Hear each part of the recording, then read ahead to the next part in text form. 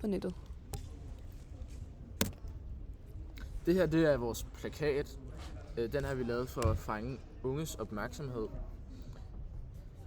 Og det første, man ser på den her plakat, det er den store røde ring, som fortæller forstærk din cybersikkerhed. Bagefter så skulle ens øjne gerne falde op på det, der står med stor rødt med en klarere rød end alt andet. Kender du risikoen for at blive hacket?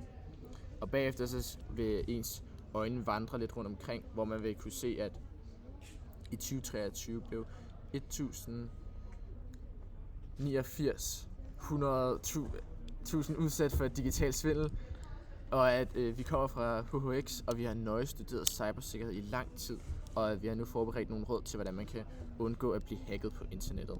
Så har vi noget graf, statistik, procent over i den ene side, og råd til, hvordan man undgår phishing. Og så har vi også råd til, hvordan man får et stærkt password.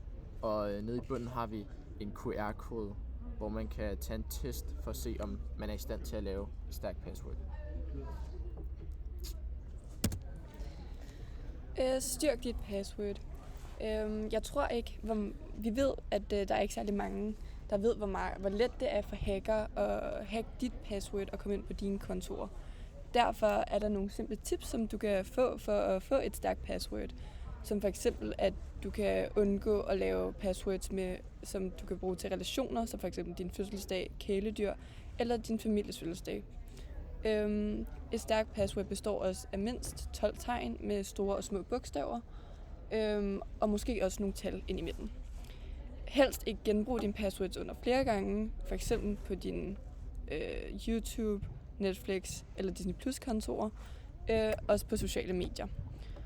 Brug helst også 2-trins login, hvor det er muligt, for eksempel på sociale medier. Phishing under radar. Der er 4 typer phishing. Der er phishing over, hvor man ringer til en. Så er der barrel phishing, så man sender en uskyldig mail før phishing-e-mailen. Og så er der smishing, som er phishing over tekstbesked. Og så er der CEO fraud, som er udgivet sig for at være en virksomhed.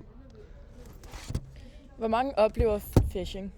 Mange analyser viser, at knap 57 danskere de har oplevet phishing, hvor digitale svindlere har forsøgt at narre deres personlige oplysninger, som for eksempel kodeord fra e-mails, sms eller telefonopkald. Men der er kun 1% af dem, der har faldet i fælden. Og hvordan kan man undgå phishing? Der er mange forskellige måder, man kan undgå phishing.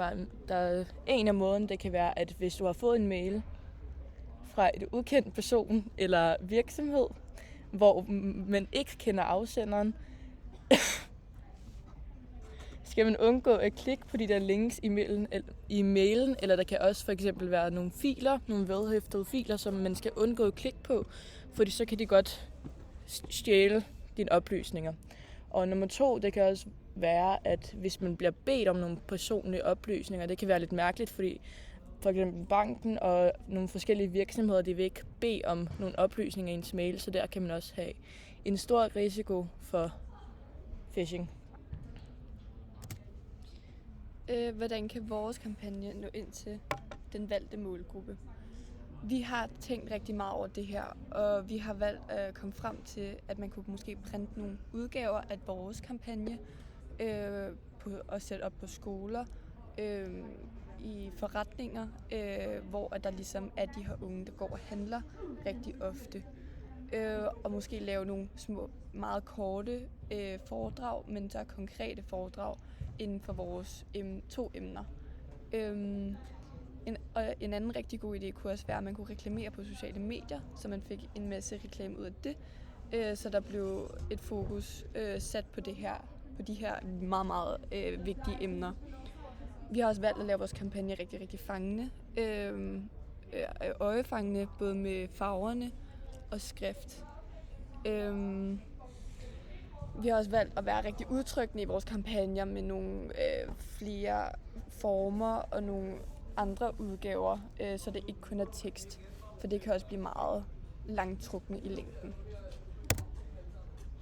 Kilder. Vi har haft en masse kilder. En af de bedste, vi har haft, det er informatik. Det er en hjemmeside, som vores lærer har givet os. Og så har vi vores grafer og information kommer fra sådan noget som Danskernes Informationssikkerhed og nyhedsarkiv og analyse om danskernes kendskab til informationssikkerhed. Og så har vi sikkerhed.dk borgerquiz og test, hvilket er den QR-kode, som vi har på vores plakat. Ja, og vi har valgt de her kilder på grund af, at de er sikre, og der er en lås på siden, så de er sikre at bruge.